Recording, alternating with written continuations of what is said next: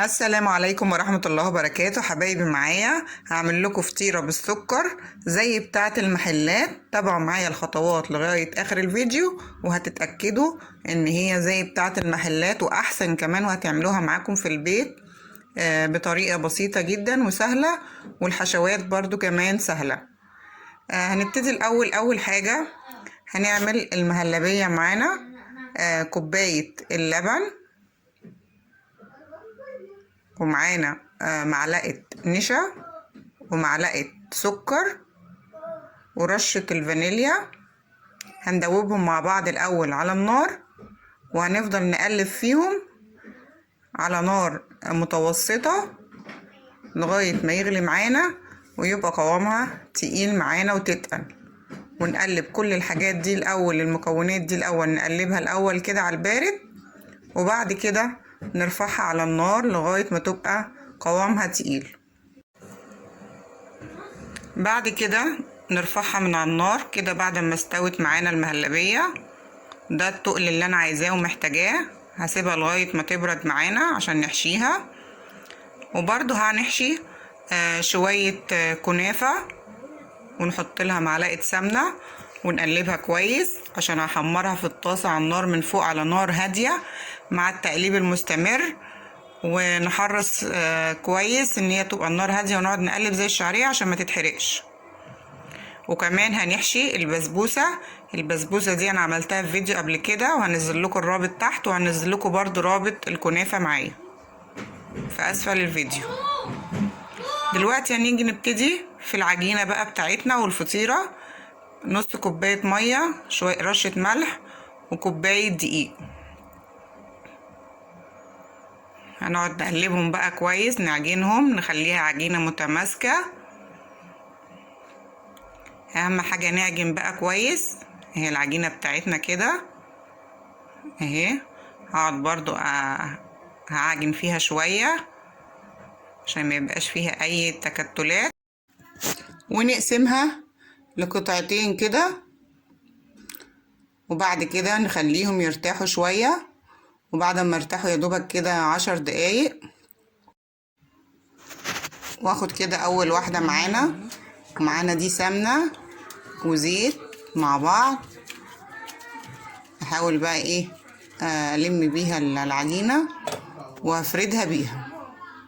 احط جنب بقى كده، واحط شوية سمنة على زيت زي ما قلت معاكم، وايه وافضل افرد بقى الحتة الاولانية كده اللي احنا قسمناها القطعتين دي. اول قطعة وبشوية سمنة كده من تحت ومن فوق، وهي دي اللي هتخليني افردها من غير نشابة او من غير اي حاجة. هتفرد معايا ومش هتتقطع معايا ان شاء الله. ودي بعد ما فردت معايا، هنا عندي الكنافة اللي انا قلت لكم عليها او حمرتها، ودي البسبوسة. وبقول لكم الرابط بتاع الكنافة والبسبوسة هنزله لكم تحت الفيديو ده. ودي المهلبية بعد ما بردت اهي، جمدت معانا، اللي هي الكوباية اللبن ومعلقة النشا ومعلقة السكر. وهبتدي بقى افرد كده في نص العجينة. هوزع كده حتة المهلبية،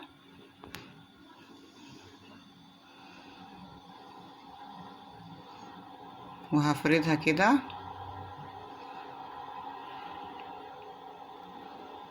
اهو. المعلقة مش نافعة معايا، هحط بايديا اهو. هننزل بقى حتت كده، هنوزعها، نحاول نوزعها. ونحط الكنافة دي انا مش حاطه غير شوية السمنة بس عشان الفطيرة بتاعتي ما تبقاش تقيلة معايا. شوية الكنافة اللي هي بالسمنة اللي اتحمرت. ومعايا البسبوسة اللي انا عملتها واللي عملتها لكم قبل كده. بصوا زي ما انتوا شايفين كده اهي. دي بقى لها يومين عندي. بصوا زي ما هي مرملة، زي ما هي، ما نشفتش ولا اي حاجة.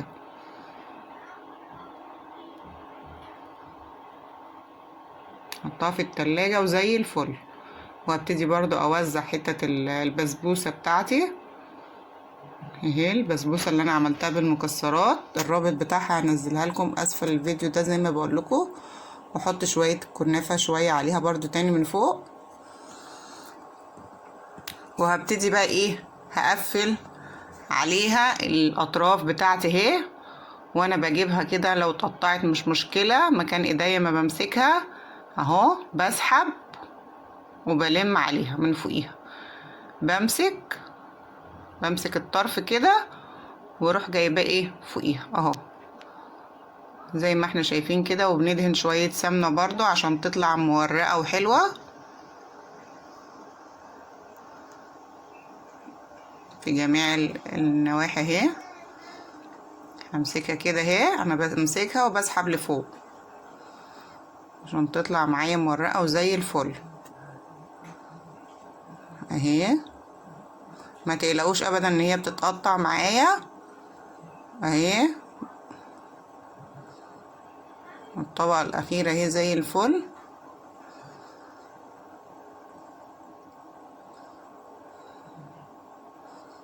نحاول بقى نخليها مدورة كده عشان لما نيجي نحطها في الصينية اهي. ونحطها في الصينية بتاعتنا، والصينية ندهناها شوية سمنة برضو من تحت او زيت مش مشكلة. ونفردها برضو كده في الصينية. وانا مولعة الفرن عندي على 170 او على 200 كمان، عشان الحاجات المخبوزات دي بتحب النار العالية وما بتاخدش وقت، يا دوبك كده 10 دقايق. وهي من تحت بس. وهحاول نقلبها بقى الناحية التانية عشان تاخد التحميرة من الناحية التانية. ودي بعد ما خلصت اهي بصوا مورقة معايا كده زي الفل. هنعمل بقى الطبقة التانية بتاعتنا اهي. بعد ما فردناها برضو بنفس الطريقة هنحط بقى ايه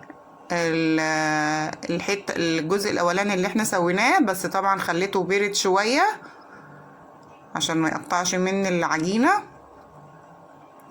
هبتدي برضو احط الطبقة التانية عليها اهي برضو وبفرد اهي. بمسك كده وبفرد اهي زي ما انتوا شايفين كده، هتبقى زي الفل عشان تبقى ماسكة نفسها. ليه احنا بنعمل الطبقتين دول؟ عشان تبقى الفطيرة بتاعتي مستوية من جوه ومن بره، والحشوة بتاعتها طبعا احنا مسويينها. في الاخر يا جماعة هتطلع نتيجة بجد جميلة جدا.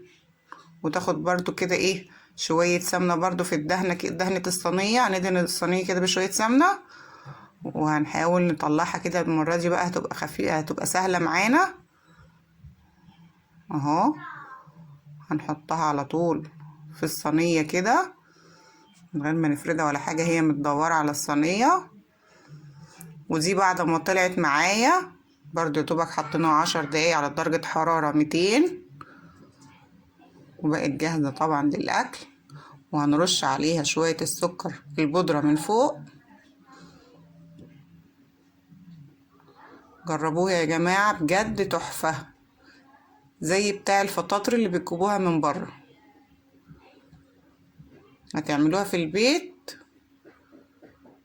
اهي. بصوا انا قطعت حته، بصوا الحشوه من جوه، مكسرات البسبوسه والكنافه من جوه، طعمها جميل.